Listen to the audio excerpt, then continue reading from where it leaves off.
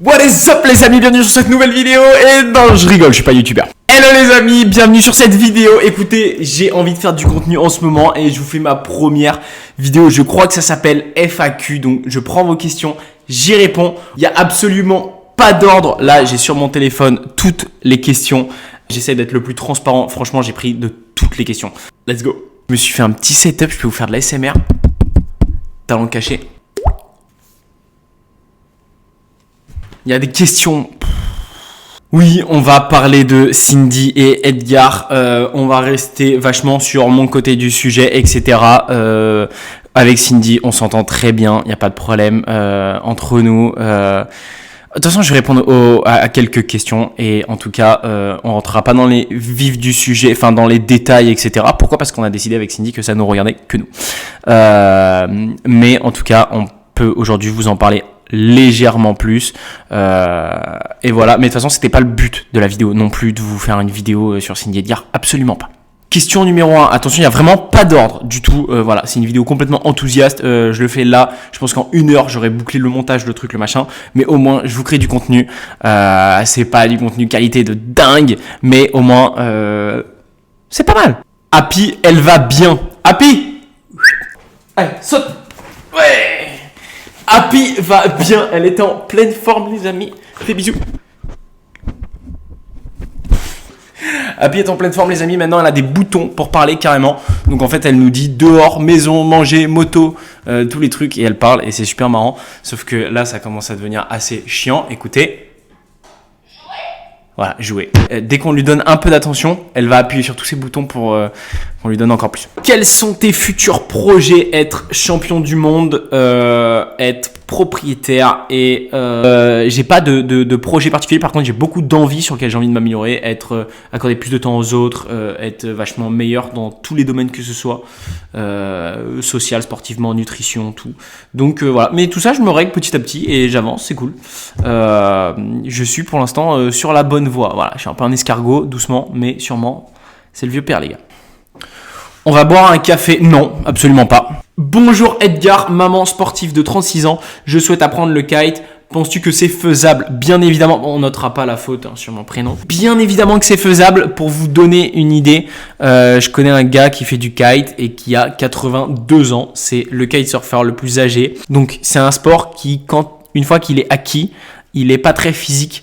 Et on peut vraiment tenir ce sport vraiment ultra longtemps. Donc tu as 36 ans, ça se trouve c'est une passion qui pourra te prendre pour plus de 20-30 ans. J'encourage tout le monde à commencer. Pourquoi ? Parce qu'en plus avec la mer, on se rend pas compte, mais l'air marin est très très bon pour la santé. Moi par exemple, je tombe jamais malade. Par contre, je le dis et je l'ai déjà répété, la première semaine de kite, elle est insupportable. C'est un sport ingrat, etc. Non, mais pour apprendre, c'est super dur. Il y a la main, les mains, les pieds, la coordination, c'est super dur. Ça tire, c'est vraiment pas facile. Mais une fois qu'on est autonome, mais roule ma poule, on a une progression qui va plus vite que dans tous les sports. La télé-réalité, c'est définitivement fini. Oui, en tout cas, les programmes sur lesquels j'ai participé, c'est pas ce qui m'intéresse. Et j'ai trouvé ce que j'avais à trouver dans le monde de la télé. Voilà. Et non, parce que en fait, je pense que je suis pas du tout une bonne personnalité de télé. On va se dire. Déjà, j'ai pas beaucoup de répartie. J'aime pas les embrouilles en public, les trucs, les machins. Ça me ressemble absolument pas. Ça veut pas dire que j'ai pas de caractère, etc. Bien évidemment. Mais je suis un mec qui est vachement plus posé. On s'assoit, on en discute. Et du coup, c'est un peu nul, en vrai, à l'image. Enfin, si vous me voyez H24, genre, c'est drôle quand on est hyper euphorique et tout. Enfin, moi j'adorais ces moments-là en télé. J'ai plein de méga souvenirs, c'était incroyable. Mais il y a d'autres côtés où, en fait, je pense qu'il y a plein de cases que je suis incapable de cocher pour un mec de télé. Donc ça me ressemble pas. J'ai fait des rencontres formidables. Il y a des gens qui sont géniaux. Il y a plein de trucs géniaux. Mais non, pas de télé. Hello, pourquoi y a-t-il si peu d'étapes de championnat en Big Air ? Pour l'instant, parce que les partenaires qui étaient partenaires du World Tour de Kite s'en foutaient si c'était du Big Air, du freestyle, du fall ou quelques disciplines que ce soit. La plus grande discipline historique, on va dire, c'est 10 dernières années a été le freestyle. Donc il y a eu beaucoup de compètes de freestyle, même si ces 3 dernières années la discipline en vogue est le twin tip. On fait vachement plus d'audience, on est vachement plus suivi. C'est la discipline que tout le monde veut faire. On a 200 demandes par événement. En freestyle, ils en sont plus à 20-25. Donc on est sur 10 fois plus. Mais là, ça va changer, je pense, ces prochaines années. On va vraiment basculer sur les vrais événements qui font de l'audimat, les vrais événements qui sont suivis, les vrais événements qui créent énormément de fans et les vrais événements qui marchent, quoi. Plus de contenu moto, non, pour l'instant, plus de contenu moto.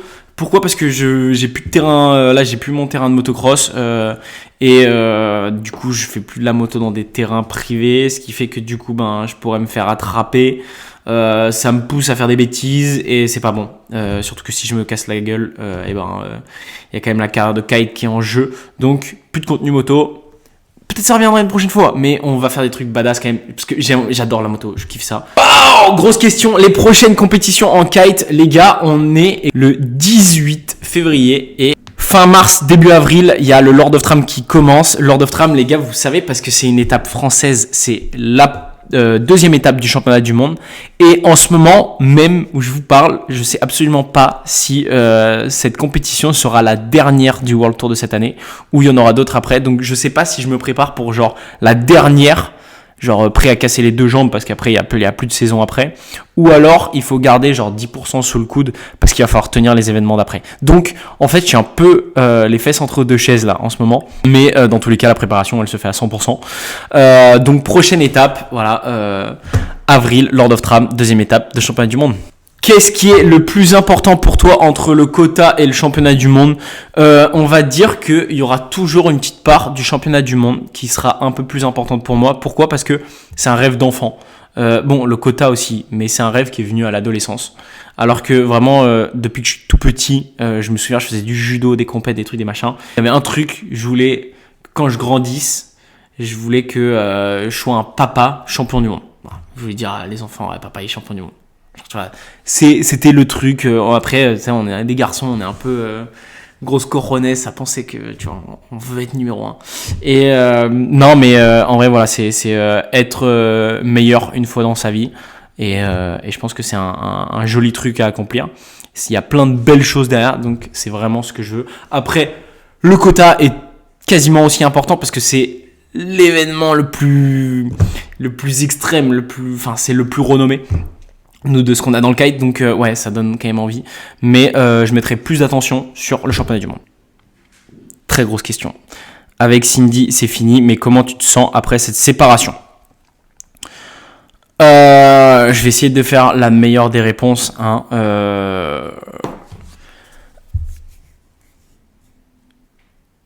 Je vais pas vous dire que ça fait un bout de temps que ça allait pas parce que absolument pas. Entre Cindy et moi, il y a pas des moments où ça allait pas parce qu'on a toujours plein de points sur lesquels on s'entend et on va dire que c'est un peu les points prioritaires. Du moins, c'est les points qui sont toujours le plus en avant.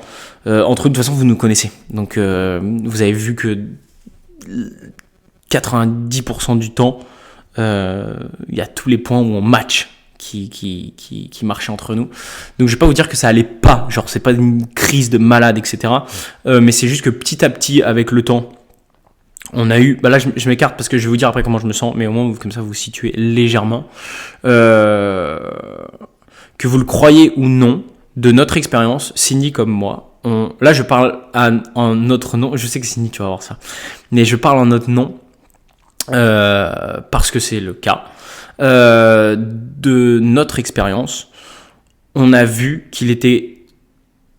que nos projets professionnels étaient parfois difficilement compatibles. On a essayé de faire un maximum d'efforts. Enfin, vous l'avez vu, on aime partager plein de trucs. On a fait du contenu voyage, on l'a fait ensemble. On a fait 10 milliards de trucs ensemble. Mais il y avait un côté où c'était compliqué. Et en plus, Cindy, elle a vraiment le pouvoir d'exploser dans ce qu'elle fait. Parce qu'elle est forte, parce qu'elle est travailleuse, genre elle est douée dans ce qu'elle fait. Et moi de mon côté, un petit peu pareil dans le sport. Et on a nos deux trucs sur lesquels on est jeune et on peut mettre un coup de collier pour bosser fort et avoir la vie qu'on souhaite. Mais on s'est rendu compte qu'en fait, si on souhaitait aussi être ensemble, Mais sur le fait qu'on souhaitait être ensemble, on a vu qu'en fait, si on était tous les deux ensemble tout le temps, on allait avoir tous les deux la main sur le frein à main dans nos 2 carrières respectives. Enfin, et encore plus Cindy. Encore plus Cindy sur son côté. Si elle était toute seule, elle savait qu'elle allait encore plus vite que si elle était avec moi. Moi, je suis un peu un vieux père, et vu que, vous savez comment je suis, et parfois je peux être un peu lent et long, et surtout sur des trucs où elle, dans la mode, tout va vite. Enfin, son truc, ça vit à 10 000, et Cindy, elle vit à 20 000, donc c'est pour ça qu'elle est forte. Et moi, comment je me sens en fait, sur une séparation comme ça, on passe par plein d'étapes. Il y a des moments où j'ai pensé énormément à tous les désaccords qu'on avait, tous les trucs où ça va pas, ou tous les trucs où on s'entend pas. C'est pas pour autant qu'on est méchant ou quoi que ce soit, mais c'était juste des vrais désaccords qu'on avait. Et en fait, il y a des moments où à l'inverse, il y avait du manque. Donc en fait, comment je me sens, ça a beaucoup changé. Et ces derniers temps, là, on a légèrement repris contact avec Cindy parce qu'on s'est dit, en fait, la même rupture on la vit juste correctement et on n'a pas de rancœur, on n'est pas énervé l'un contre l'autre. Donc viens, on souffle un coup et tout ce que tu as besoin, même quand nous deux c'est terminé, je te l'apporte et inversement, etc. Donc en fait, on dit viens, on garde que la bienveillance. Viens, on garde que la bienveillance, et c'est ce qu'on fait avec Cindy. Et donc maintenant, ça se passe très bien, et cette séparation se passe beaucoup mieux, enfin du moins pour moi, se passe vraiment beaucoup mieux, parce qu'à peine il y a un petit truc il y a des petits hicks, et j'ai du mal à dormir, etc. Et je deviens vraiment, ça me touche très très profondément. Vous savez comme je suis. Et du coup, on fait la même chose très tranquillement, et dans ce cas-là, moi, ça me touche moins, parce que je sais que les choses sont faites en bonne et due forme, et de manière respectueuse dans les 2 sens, et c'est très agréable. Voilà. Mais voilà, on sait tous les deux là où on veut aller, et nos chemins divergent, et voilà. Je comprends, vous d'ailleurs qui nous avez suivis depuis le début, on vous remercie, hein. On vous remercie énormément parce que vous êtes extraordinaires, vous avez été toujours derrière nous, toujours de bons conseils, etc. Donc on vous garde là. Avec Étienne, avez-vous des idées de projets filmés ensemble ? Oui, on a plein d'idées de projets à filmer ensemble, sauf que Étienne, malheureusement, en fait, ça fait 1 an qu'on a tourné notre film, et on n'a pas réussi à trouver des partenaires qui pouvaient nous financer du contenu qu'on avait envie de créer. On a les idées, on a tout avec Étienne, et on a l'énergie aussi pour le faire. On peut faire des trucs de ouf. Mais sauf qu'on a trouvé personne pour financer nos projets, et ce qu'on a essayé de faire, le film autofinancé, franchement c'était un banger, c'était incroyable, mais autofinancé, ça marche pas en fait. On peut pas même pas gagner de l'argent, c'est juste qu'on peut pas être payé normalement au vu du travail qui a été fait. Surtout Étienne, il a fait des heures et des heures de montage, mais en vrai on n'a pas gagné d'argent. Enfin, ça a pas rapporté ce autofinancement. Salut Edgar, bravo pour ton film d'ailleurs et les résultats sportifs. Sinon, pourquoi plus Trust Bar que Click Bar ? Parce que cette Trust Bar vous donne un peu plus de ressenti. Vous allez voir qu'à haut niveau, en fait, nous, on a des sensations qu'on récupère un peu plus sur la Trust Bar qu'on n'a pas sur la Click Bar. Pourtant, c'est dingue. La barre fait la même taille, les mêmes longueurs de ligne, tout pareil. Le V est à la même hauteur. Enfin, les gars, que vous connaissez le Kai, c'est la même. Et pourtant, on a des sensations différentes, allez savoir. Donc, je sais pas comment c'est, mais en tout cas, on a des trucs qu'on ressent peut-être 10% un peu mieux, mais sauf que ces 10%, nous, c'est hyper important. As-tu apprécié Love Island ? Oui, j'ai adoré Love Island. En fait, en règle générale, je vois beaucoup de positifs autour de Love Island. J'ai beaucoup de bons souvenirs. J'ai adoré Love Island. Mais c'est pas pour autant que de mon côté ça a été dur, parce qu'en fait il y a un truc qui est pas compatible avec Love Island, les gars, et on va pas se le cacher, c'est tomber amoureux en fait. Et Love Island, tant que t'es pas amoureux, c'est super drôle. T'as des nouveaux gars, des nouvelles meufs qui viennent toutes les semaines, machin, c'est super drôle. Et puis c'était hyper sociable, c'est incroyable. Tu rencontres plein de gens, machin, etc. C'est ouf. Sauf que si tu tombes amoureux, les nouveaux gars, les nouvelles meufs qui viennent chaque semaine, mais c'est un cauchemar, tu les redoutes tu sais que dans 3 jours, il peut y avoir quelqu'un qui vient, mais t'espères que c'est pas pour ton binôme. Je me suis découvert hyper... j'ai tout lâché à Love Island. J'étais pas comme ça, mais je suis devenu hyper extraverti. Je vous ai fait des danses devant les caméras, j'avais peur de rien. J'ai discuté avec des gens, etc. Alors que dans la vraie vie, je suis vachement plus timide, renfermé, moins à l'aise, moins sociable. J'ai été quelqu'un de nouveau dans Love Island. Et ça a pris tout ce que j'avais de moi. Et en fait, ça l'a mis à fond. Ça l'a mis vraiment à fond. Donc en fait, on a découvert un Edgar qui est à fond partout. Mais c'est super marrant. Il n'y a que Love Island pour faire ça. Mais d'un autre côté, si tu tombes amoureux et si tu étais sportif comme moi, bah, c'était la galère. Alors, combien de temps je compte rester pro en kite ? Je me laisse entre 3 et 6 ans, on va dire, vraiment pro. Je sais pas, peut-être que j'arrêterai même la compétition avant. Pourquoi ? Parce que la compétition, j'en fais depuis que je suis tout jeune. Et honnêtement, mentalement, ça commence à me fatiguer. J'ai plus le même goût de la compète que ce que j'avais avant. Vivre, dormir, manger, compétition, c'est hyper éprouvant. J'ai l'impression que c'est comme chaque année je passe le bac, bah chaque année moi j'ai les championnats du monde, les mêmes grosses compètes, etc.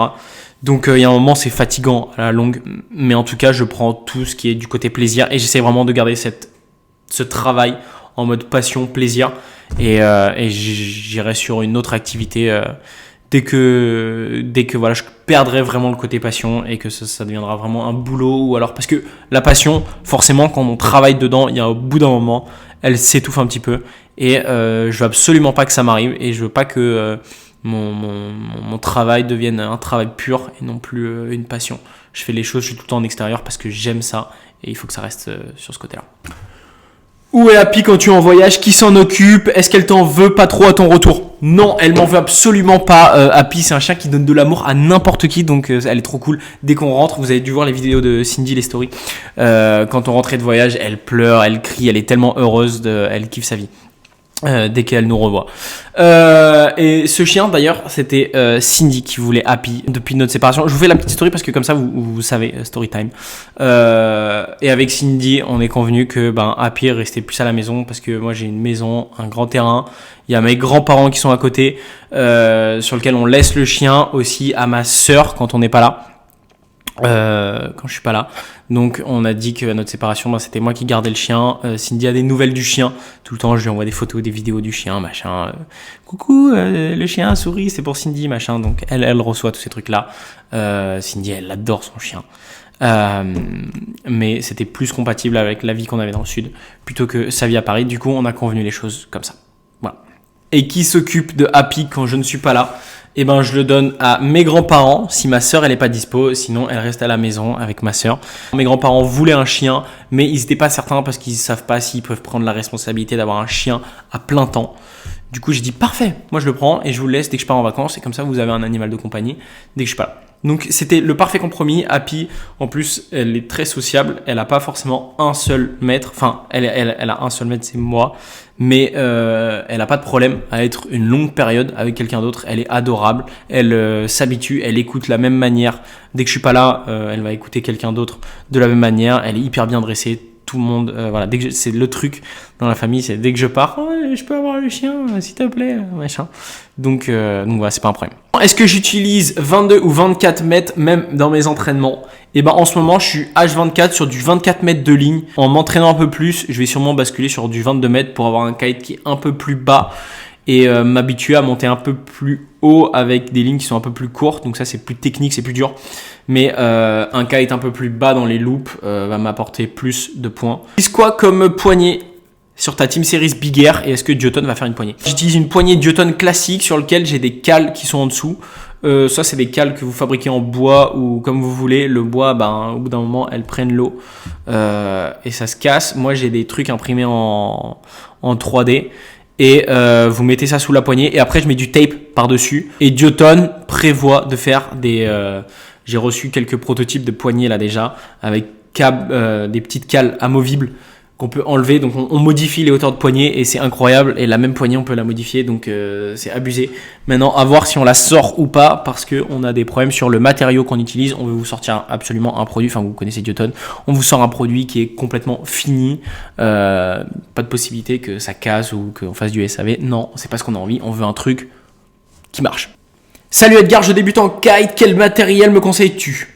Eh ben, pour tous ceux qui veulent commencer le kite, déjà je vous encourage vivement parce que c'est un sport hyper marrant. Je vous conseille comme matos des Evo classiques quand vous commencez. Pourquoi? Parce que vous allez faire tomber votre kite, vous allez avoir des galères peut-être que vous allez la ramasser sur la plage ou quoi. Et on n'a pas envie d'un kite qui coûte super cher ou tu vas pas commencer à faire du vélo avec un vélo carbone. Donc tu prends un vélo normal.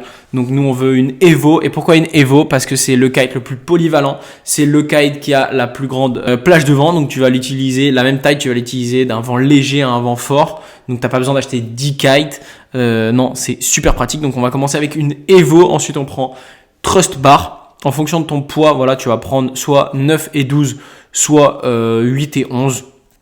Comme ça tu couvres quasiment la totalité des conditions.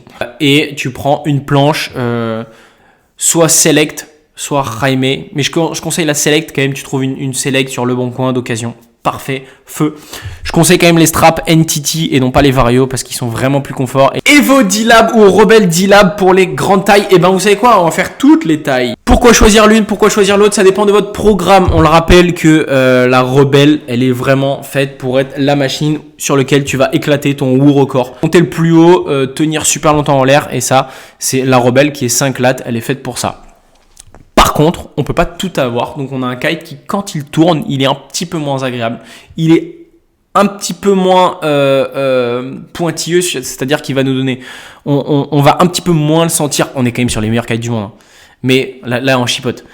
Mais on va un petit peu moins le sentir et on va dire qu'elle est moins faite pour tourner sur son oreille avec la même vitesse tout le temps. On prend la Evo D-Lab. La Evo D-Lab va vachement plus tourner, drifter. Voilà, si vous voulez faire un peu de vague ou que vous descendez d'un coup au vent, la voile elle est plus légère, elle tiendra encore mieux, etc. Par contre, même ceux qui ont des Evo D-Lab, vous allez pas me croire, mais on monte un petit peu plus haut en Rebelle et on tient un peu plus longtemps en l'air en Rebelle. Bon, on l'a vu, hein, moi avec ma 5 mètres Evo D-Lab, même en Evo, j'ai pu sauter à 30 mètres. Donc le truc, on chipote sur vraiment des pourcentages de perf, mais en tout cas, c'est ce qu'on recherche. Donc si vous êtes un gars qui voulait faire beaucoup de freeride, kite loop, des choses différentes, des hand drag, des trucs, des machins, je vous conseille quand même la Evo. Et si vous voulez plus vous concentrer sur les straight jump, donc juste sauter tout droit et éclater le WOO record, allez plus sur une Rebel SLS ou D-Lab. Je conseille de commencer à l'âge de 8 ans en moyenne, mais ça dépend de votre morphologie. Si vous êtes un peu quelqu'un en avance, qui a un grand gabarit, etc., vous pouvez commencer à 7 ans. Moi, j'ai commencé à piloter mes premières voiles à 7-8 ans. Et j'étais vraiment en retard sur ma croissance, j'étais toujours le plus petit de la classe. Et si vous avez un modèle qui est vraiment ultra léger, etc., mais on va dire qu'à partir de 45 kg, et avec les kites qu'on a aujourd'hui, c'est vraiment assez sécurite. Voilà, faire un bon apprentissage dans des bonnes écoles, c'est hyper important. Mais ouais, à partir de 8 ans, vous pouvez déjà créer des monstres, hein, c'est incroyable, c'est génial. Et puis surtout à cet âge-là, c'est infatigable. Continue d'être autant actif, nous on adore. Écoutez, c'est un plaisir aussi. Je sais pas ce qui me prend en ce moment, je sais pas si ça va durer ou non. Vous savez que je suis vachement comme ça sur mes réseaux et ça me fait énormément plaisir vraiment de pouvoir vous partager ce que je fais et ce que j'aime. Voilà, et parfois vous me donnez vos retours et je les entends et je les comprends et c'est un plaisir. Donc je vais essayer de vous partager plus de contenu si ça vous plaît et de partout, hein, TikTok, les Get Ready With Me et tout, là on va essayer de se marrer. Proposez-moi des choses dans les commentaires, proposez-moi des contenus, peut-être que je peux essayer. Voilà, je vous dis que je suis pas un boss en montage, je suis pas un boss en film, mais en tout cas si je peux vous parler un petit peu, c'est top. Et si je peux vous partager un petit peu mon énergie. Bon, cette vidéo elle était vachement sérieuse, j'ai répondu à mes questions vachement de manière sérieuse, mais on essaiera de faire des trucs un peu plus rigolos, plus fun. Donc let me know guys en commentaire et je vous tiendrai informé. En tout cas, merci pour tous et tout pour cette vidéo. Peut-être qu'on fera d'autres, j'ai encore beaucoup de questions, donc peut-être qu'on fera un deuxième épisode si ça vous intéresse. Et voilà, ciao, bye, c'était un plaisir et ça a pris une après-midi avec vous, c'est un bonheur.